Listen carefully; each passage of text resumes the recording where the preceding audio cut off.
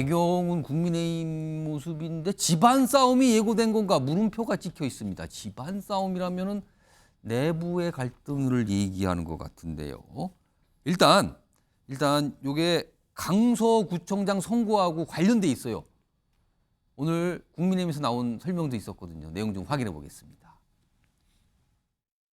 당시 김태우 전 구청장이 공익 제보자로서 폭로한 각종 비리 의혹은 문재인 정권이 초래한 조국 사태 등 총체적 불법 행위였습니다. 우리 당헌 당규가 명시하고 있는 공직선거법 위반이라는 무공천 사유에 해당되지 않기 때문에 이번에 후보를 내게, 그건 공천관리위원회에서 결정을 할 부분이죠. 최근 들어서 강서구청장 공천을 할 것인가 말 것인가 굉장히 적극적으로 바뀌었어요. 그전까지는 무공천도 있을 수도 있고 공천을 해야 되는지 고민도 이랬는데 이제는 공천을 해야 된다라고 이제 못을 받고 관련 공관위를 꾸리고 할 거라는 거 스케줄 쭉 얘기하고 있습니다. 그런데요, 국민의힘 안팎의 분위기는 김태우 전 청장이 얼마 전에 사면 받았잖아요. 그래서 모든 게 이제 자유롭게 됐는데 사실상 공천 쪽으로 가는 거 아니냐 막 이런 분위기를 말씀하시는 분들이 있거든요. 이런 가운데 화면 보겠습니다. 일단 광복절 특사 이후 제도 등 결정했고요. 지금 뭔가 그쪽으로 기울은 거 아니냐. 최근에 여론조사 결과가 나왔거든요. 이런 분위기에서 그동안 준비를 하셨던 분이 있어요. 이 강서구청장에 도전하시려고. 김진선 예비 후보입니다. 지금 예비 후보. 김태우 재등판에 탈당 후 혹시 무소속 출마를 고려하는 거냐. 이런 얘기가 아주 구체적으로 지금 들리고 있거든요. 다음 하나 더 보겠습니다. 그러면서 얘기해요. 김진선, 지난해 지선 때도 무소속을 고려했지만 마음을 돌려서 김태우 선대위원장 맡았다. 그러니까 양보했다는 거잖아요.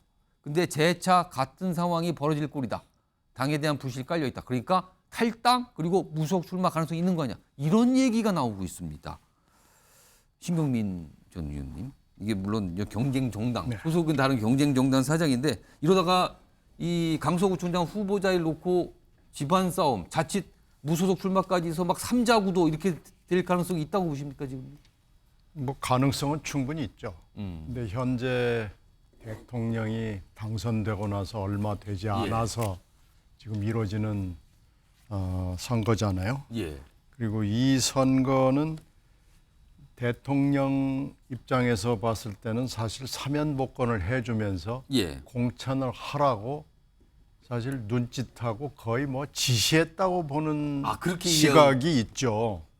그런 시각이 들린다 지금. 아니 사면복권이라는 게 그것도 대법원 판결이 확정된 3개월 만에 이렇게 하는 경우라는 건 아주 드문 일이거든요. 근데 대통령실이 괜히 이렇게 했겠느냐라고 정치권에서 해석이 나오고 국민의힘이라고 그걸 모르겠습니까? 근데 지금 김진선이라고 그러는 지금 복병이 있기는 있는데 제 생각에는 이걸 아마 이제 정리하는 작업을 하겠죠. 이걸 정리 또 수습을 지금 하려고 할 거다. 그건 이렇게 해서 3파전이 되면 저건 무조건 밥상 차려. 아무래도 국민의 입장에서는 표가 갈려버리는 거잖아요. 이게 선거에서 후보가 물론 제일 중요하지만은 바람과 구도, 조직이라고 그러잖아요.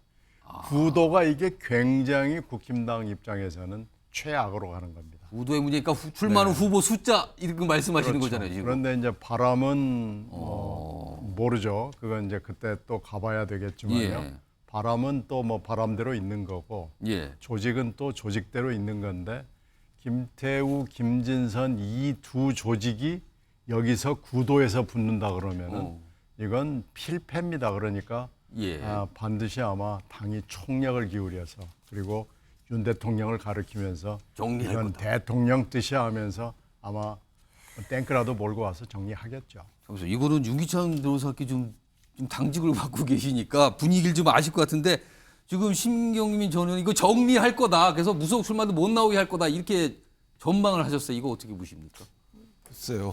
어떻게 저는 개인적으로는 이제 당선 가능성 등의 여러 가지 측면에서 고려를 하겠죠. 그런데 방법은 여러 가지가 있을 것 같아요. 경선을 할 수도 있는 것이고 아니면 전략공천. 전략공천을 하게 되면 방법이 여러 가지가 있겠죠. 김태우 씨를 전략공천하게 되면 또 분란이 있을 수 있는 거고 뭐 김태우 후보 예비 후보를 전략공천했을 때 월등하게 이길 수 있다라는 어떤 객관적인 지표가 없으면 하기 힘들지 않을까. 저 잠깐 좀 봐줘. 오늘 나온 김기현 대표 얘기인데 전략공천설 질문에 누가 그런 가짜 뉴스를 뭐 이러면서 절대 아니라고 부인을 했어요. 그럼 경선으로 간다는 얘기예요. 왜냐하면 김진선 그 예비 후보 같은 경우에도 거기 공무원 출신이에요, 오랫동안. 그래서 상당히 발이 넓은 상황이고. 그러니까 이런 얘기도 있어요. 김태우 이 전 강서구청장으로 선거를 치르는 건데 김태우 강서구청장으로 선거를 치르는 방법이 두 가지다. 하나는 본인이 공천받아서 나가서 뛰는 방법. 또 하나는 본인이 선대위원장을 맡는 방법.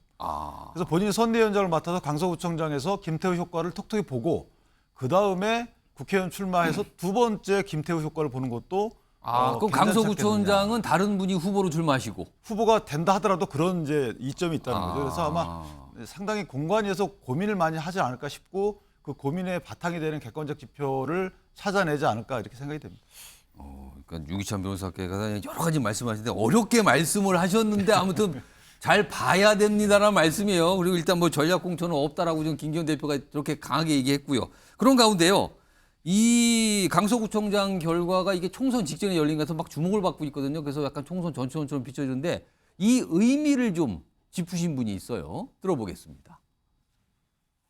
김기현 대표의 판단력, 또 총선을 치를 수 있느냐 하는 그런 능력, 뭐 이런 부분에 대해서 엄청난 후폭풍이 있을 거다. 오히려 그렇게 되면은 혁신위원회 이런 게 나오지 않겠느냐. 자, 김용남 전 의원 가정을 해보겠습니다. 이거 김태우 전 청장을 다시 강서구청장 후보 출마해서 출마시켰어요. 근데 만약에 이게 국민의힘이 졌어요. 이거 어떻게 되는 겁니까, 그럼? 저는 뭐 이길 거라고 생각합니다. 이길 거라고 하지만 만약에 생각대로 안 되면. 근데 그거는 두 가지 경우로 나눠봐야 될 것 같아요. 지더라도 근소한 차이로 지는 경우. 그러니까 아슬아슬하게. 제가 보기엔 한 5% 정도가 기준이 될 것 같아요. 5% 그 안으로 지면. 안으로 지는 경우에는 뭐 그냥 어떻게 좀 큰 탈 없이 넘어갈 수 있을 것 같습니다. 약간 핑계도 될 수 있고 뭐가 해명할 수 있다 그건. 근데 만약에 5% 이상의 격차로 졌다. 이건 많이 진 거거든요. 왜냐하면 강서구라는 것이 국민의힘이 유리한 선거구는 아닙니다만 이게 보궐선거잖아요. 아무리 사전투표가 있지만 보궐선거는 이 국회의원 총선거나 동시지방선거보다는 투표율이 낮을 수밖에 없고 국민의힘의 전통적인 지지층은 투표 성향이 좀 높습니다. 그래서 일반적으로 보궐선거는 국민의힘 쪽이 유리하다고 여겨져요. 유리하다고 판단되는 선거인데 만약에 그러니까 이게 안 되면 불리하지는 않다는 것이죠. 그러니까 강서구라는 지역구만 놓고 보면 더불어민주당이 유리해 보이는 지역구일 수 있습니다만 이게 보궐선거이기 때문에 반드시 국민의힘이 불리한 선거다 이렇게 단정할 수는 없거든요. 근데 그런 선거에서 만약에 5% 이상의 격차로 졌다. 패배한다. 그러면 요동칠 가능성이 있죠. 그럼 김기현 대표는 거기까지는 저한테 부담을 주지 마세요. 알겠습니다. 아무튼 요동친다에 다 뭐가 있는 것 같아요. 그러면 이거 정말 이거 연말이 간단하지 않아진다 이 말씀을 하신 것 같습니다. 그래서 총선 전초전이라는 의미가 또 붙나 봅니다 지금요. 여야가 전력 투구를 하겠는데요, 왠지요.